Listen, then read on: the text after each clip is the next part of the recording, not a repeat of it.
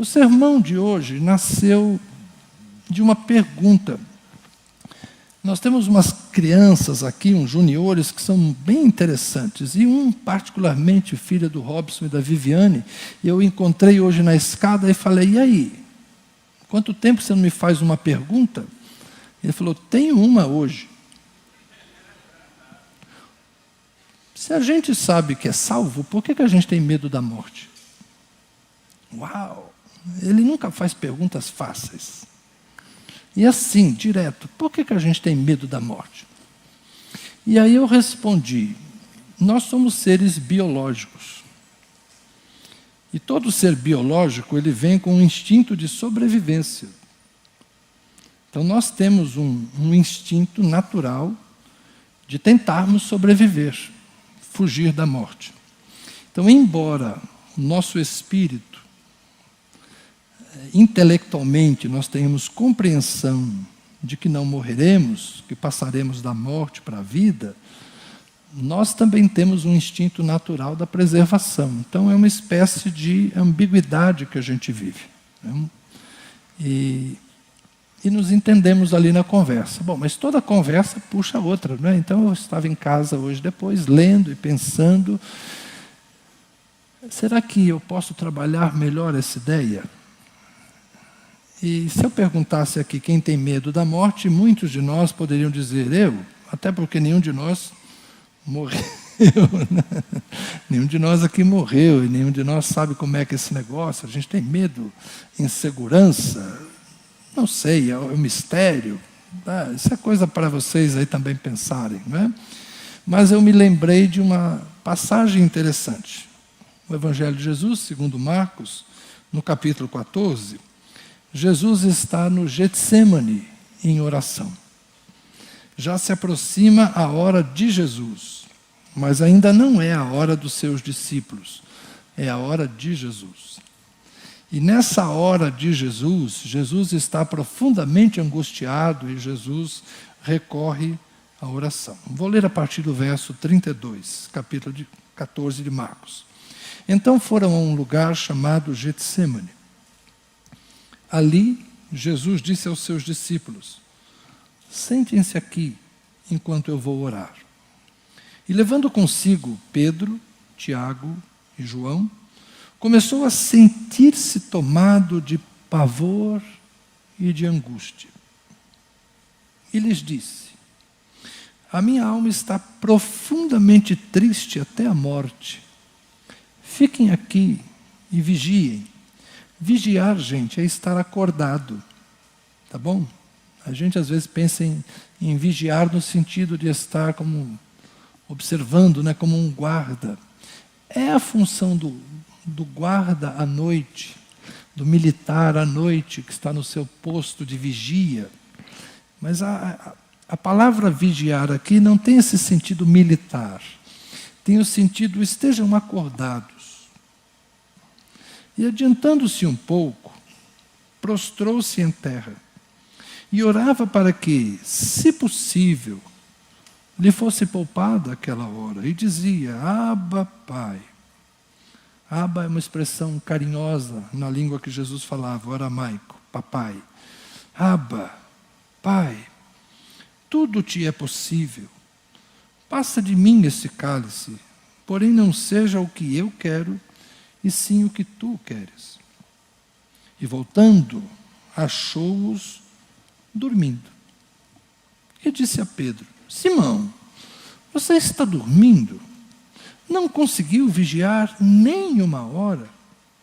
Vigiem e orem, para que não caiam em tentação. E aqui a frase que eu quero destacar. O espírito, na verdade, está pronto, mas a carne é fraca. Retirando-se de novo, orou, repetindo as mesmas palavras. E voltando, achou-os outra vez dormindo, porque os olhos deles estavam pesados e não sabiam o que lhe responder. E quando voltou pela terceira vez, Jesus lhes disse, vocês ainda estão dormindo e descansando. Basta. Chegou a hora. O Filho do Homem está sendo entregue na mão dos pecadores. Levantem-se, vamos embora. Eis que o traidor se aproxima. Amém. Obrigado, Senhor, por tua palavra lida. Te damos graças por ela, para nos inspirar e nos fazer pensar quanto à nossa própria vida e à nossa prontidão. Amém. O episódio no Getsemane é bem interessante. Eu gosto de ler os 4 evangelhos, e os 4 evangelhos narram esse episódio, mas sempre com algumas nuances, com algumas diferenças. Um dos argumentos que nós temos para a veracidade dos evangelhos é exatamente o fato de haver diferenças. Quando a gente tem 4 narrativas sobre o mesmo episódio, e há sutilezas e há pequenas mudanças nos diálogos, nos detalhes, isso significa que não foi algo combinado, que não foi algo planejado. Então você tem o Evangelho de Marcos, que é escrito em Roma, o Evangelho de Lucas, que é escrito nas viagens de Paulo, talvez em Cesareia, talvez também num outro período do encarceramento de Paulo em Roma, a gente não sabe com precisão. Mateus escreve provavelmente na Síria, no ambiente de Antioquia. João escreve em Éfeso, tempos depois, talvez quase 30 anos depois dos outros 3 evangelhos. Então, eles, embora leiam, um lê o outro, de certa forma, né? Marcos foi lido por Lucas e Mateus, eles preservam tradições com sutilezas e diferenças. Se fosse escrito igual, combinaram. Mas como é escrito diferente, é sinal que as memórias em cada cidade, em cada comunidade de cristãos, elas foram preservadas razoavelmente parecidas, mas com apenas alguns detalhes de diferença. Então isso corrobora para a veracidade da história. Jesus certamente orou no Getsemane. Jesus certamente estava reunido no jardim, no Monte das Oliveiras, com seus discípulos, quando ele foi preso e Judas chegou com uma comitiva de soldados dos principais do templo para levá-lo a ser julgado pelo Sinédrio. O fato é inequívoco, porque as 4 narrativas contam com consistência esse episódio. Mas aqui em Marcos nós temos Jesus falando 3 vezes com os discípulos de que ele gostaria que eles estivessem acordados para lhe fazer companhia numa noite que lhe era particularmente difícil. A humanidade de Jesus aqui aparece com cores gritantes. Ele estava se sentindo tomado de pavor e angústia. Não há nada mais humano. Não há nada mais humano do que o medo, a angústia. Isso é humano. O sofrimento de alma. E o que angustiava Jesus? A expectativa da cruz, a expectativa da morte, a expectativa do tratamento que lhe seria dado. Jesus seria entregue aos principais do templo e fariam dele o que eles quisessem. Jesus estava consciente de que ele seria testado. A verdadeira tentação, quem escreve sobre isso é Bonhoeffer, um pastor, quase que eu falo um pastor alemão, mas vocês vão entender de outra forma. Ele era pastor, nascido na Alemanha, luterano, morreu sob o nazismo, um pouco antes de Hitler ser derrotado. Ele mandou executar Bonhoeffer. Mas ele era um homem muito interessante, e ele escreve sobre a tentação, um pequeno livro muito denso, e ele fala que tentação é aquela ocasião em que Deus te deixa sozinho. Deus te deixa sozinho. E você vai ser testado. Quando Lucas escreve esse episódio, Lucas insere uma palavra de Jesus para Pedro, dizendo assim, e hoje que eu li com mais atenção, porque eu sempre pensei que a palavra era direcionada a Pedro, mas na verdade Jesus disse, Satanás pediu para peneirar vocês. Eu nunca tinha tentado para isso. Sempre pensei que era você, Pedro. Mas o texto, na Nova Almeida Atualizada, diz: Satanás pediu para peneirar vocês como trigo. Mas eu orei, Pedro, para que a tua fé não desfaleça. E quando você voltar para mim, ajuda os teus irmãos. Então, era a noite de tentação para Jesus e era uma noite de tentação para os discípulos. Por quê? Era para Jesus, porque quando Jesus foi preso, o texto diz aqui em Marcos, todos o deixaram. E Pedro seguiu de longe. Jesus enfrentou a prisão, o julgamento, o espancamento, a crucificação. Jesus enfrentou tudo isso sozinho. Algumas mulheres o observavam de longe. Depende da narrativa do Evangelho. Em João nós vamos ter as mulheres se aproximando e Jesus falando com João e com Maria, mas a ideia é de que aquilo foi um breve momento. Então Jesus enfrentou o seu dia mau sozinho. Mas os discípulos também. Porque nos últimos anos, tudo que eles faziam era com Jesus. Jesus estava sempre com eles. Se faltava pão, Jesus resolvia. Se tinha uma tempestade, Jesus resolvia. Se vinha um endemoniado doido para cima deles, Jesus resolvia. Se as autoridades do templo vinham discutir e tentar fazer alguma confusão com eles, Jesus resolvia. Mas nesta noite em particular, Jesus foi preso e eles agora estão sós. A gente não sabe exatamente o que aconteceu com cada um deles. Eles se dispersaram, exceto Pedro e João. Os outros 9 nós não sabemos o que aconteceu. Judas sabemos também. E não termina bem a história de Judas, mas ele não é o motivo da nossa fala essa noite. Então, a tentação é isso. A tentação é o momento em que você está exposto às forças que operam para tentar nos destruir, nos derrubar, nos fragilizar, nos fazer pecar. E é por isso que Jesus convida os seus discípulos, nessa noite que é de tentação para eles e também para ele, Jesus diz: vigiem e orem, para que vocês não caiam em tentação. Vigiem e orem, para que não caiam em tentação. O espírito, na verdade, está pronto, mas a carne é fraca. Eles estavam dormindo.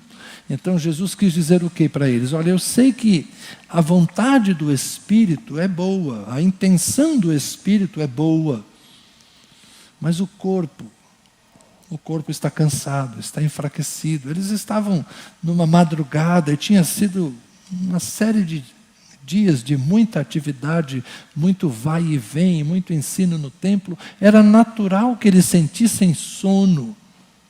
Enquanto Jesus estava em profunda angústia e isso lhe tirava o sono, os discípulos não estavam participando da mesma angústia. E olha que interessante, não é? A falta de solidariedade dos discípulos com Jesus. Percebam que eles estavam ouvindo a conversa. Está registrada a oração de Jesus. É sinal que eles eram capazes, pelo menos Pedro, Tiago e João, estavam suficientemente próximos para ouvir o que Jesus orava. Pai, se é possível, passa de mim esse cálice, porém não seja o que eu quero, e sim o que tu queres. No Evangelho, acho que é o de Lucas, vai dizer que um anjo aparece e Jesus ora com tanta intensidade que gotas de sangue saem da sua fronte. Então eles estavam suficientemente próximos para ver que Jesus estava em profunda angústia, sofrimento emocional. Mas eles não tinham empatia suficiente para permanecerem acordados com Jesus, orar com Ele. A carne é fraca. Voltando à pergunta, então, do meu interlocutor esta manhã. Por que a gente tem medo da morte? Porque a carne é fraca. O espírito está pronto, mas a carne é fraca. Nosso corpo, o nosso bios, o nosso lado pó da terra, ele tem as limitações. Não se esqueçam que nós somos pó da terra, mas sopro de Deus, fôlego de vida. Essa dualidade, ser físico, aqui carne é apenas o corpo físico, não é como em Paulo, que às vezes a carne significa uma natureza pecaminosa. Aqui nos evangelhos, carne é apenas o corpo físico. Jesus está se referindo apenas ao corpo físico. O corpo físico está cansado, ele é frágil, ele não tem energia, ele é fraco. O espírito quer, mas o corpo não aguenta. Como era olhar para aqueles discípulos e percebê-los insuficientes para ajudá-lo? Mas eu creio que Jesus foi aqui generoso ao dizer que o espírito deles estava pronto. Eu creio que o corpo estava cansado, mas o espírito deles também não estava suficientemente em comunhão com o de Jesus. Eles deveriam ter sentido a tristeza de Jesus e se entristecido. Eles deviam ter se incomodado com a angústia de Jesus e encontrado forças para orar com ele. Mas Jesus estava sozinho. Por outro lado, o próprio Jesus já havia dito para eles: olha, vai acontecer aquilo que o profeta disse: ferirei o pastor e as ovelhas se dispersarão. De certa forma, Jesus sabia que aquela fraqueza deles também tinha uma intencionalidade de que ele estivesse só. Eu não consigo explicar isso. O porquê do abandono. Eu já disse a vocês que eu não creio que na cruz Deus o abandonou. É outra história, né? Mas naquele momento os discípulos o abandonaram. Judas o traiu e os outros 11 o deixaram. Como é você andar com seus amigos durante tanto tempo? E pouco antes eles haviam celebrado uma ceia, como nós celebramos. E os discípulos haviam feito para ele, particularmente Pedro: Senhor, eu vou contigo até a morte. E os outros disseram o mesmo. Haviam feito declarações veementes de que seriam fiéis a ele, de que estariam com ele. Mas nenhum deles foi capaz de sustentar aquilo que disse. Por outro lado, Jesus não parece decepcionado com eles. As frases de Jesus são, sim, críticas a eles. Achou-os outra vez dormindo e disse: vocês não podem vigiar nem uma hora.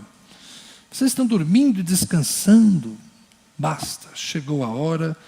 Agora o Filho do Homem está sendo entregue nas mãos dos pecadores. Levantem-se, vamos embora, o traidor se aproxima. Jesus não deu palavras assim dizendo: tudo bem, está tudo certo. Não, Jesus foi duro com eles. Mas percebam que Jesus não está frustrado com eles. Ele estava orando, já tinha orado por eles, para que de alguma forma eles encontrassem forças. Como eu já disse, falou a Pedro: orei para que a tua fé não desfaleça, e quando você voltar, você ajuda os teus irmãos. Então é aquele Jesus que, mesmo abandonado pelos seus discípulos, ainda continua cuidando deles. Jesus, sim, tem uma estrutura espiritual invejável, plena. Ele é o homem perfeito. Ele é o homem pleno. O seu corpo suporta a dor e o seu espírito suporta a afronta, o desprezo, o abandono. Jesus consegue lidar com a injustiça. Jesus consegue lidar com a perseguição. Jesus consegue lidar com a ingratidão. Jesus consegue lidar com a traição. Ele recebe Judas dizendo: aqui vens, amigo. E se deixa beijar por Judas. Jesus é um homem perfeito. As suas emoções são perfeitas, as suas atitudes são perfeitas, os seus pensamentos são perfeitos. E até mesmo o seu corpo parece ser capaz de suportar coisas que outros não suportariam. Enfim, é por isso que a gente olha para Jesus e a gente se inspira em Jesus. Mas eu quero te dizer uma coisa: só Jesus é Jesus. Nós nos parecemos mais com os 12. Alguns de nós já traíram Jesus. Alguns de nós já deram as costas para Jesus. Mas se você está aqui é porque você teve coragem para voltar, pedir perdão e se reconciliar com Ele. Alguns de nós já foram incrédulos como Tomé e disseram: eu só acredito se estes olhos aqui virem e se estas mãos tocarem. Alguns de nós já fomos cheios de ira, como João e como Tiago, dizendo: o Senhor quer que a gente ore para que caia fogo do céu na cabeça daqueles samaritanos? Alguns de nós já disputaram o poder, como Tiago e João também, que pediram um lugar de honra no reino. Alguns de nós já fizemos como Pedro, já negamos a quem servíamos e já nos escondemos atrás de um manto, fazendo de conta que não éramos discípulos de Jesus. Muitos de nós já dormiram o sono profundo quando estávamos sendo tentados e acabamos sucumbindo. A maior parte de nós tem alguma experiência que poderia dizer: eu já fui um discípulo fraco que falhou na noite do jardim.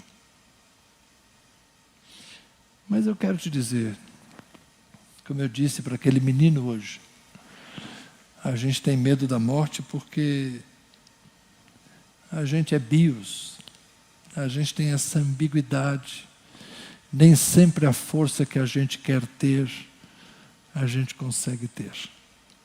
Eu quero dizer para você, não perca a esperança, não perca a fé.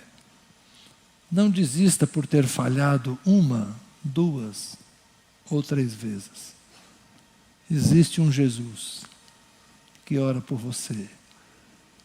Ele orou pelos discípulos e a Escritura diz que Ele está à destra de Deus e Ele intercede.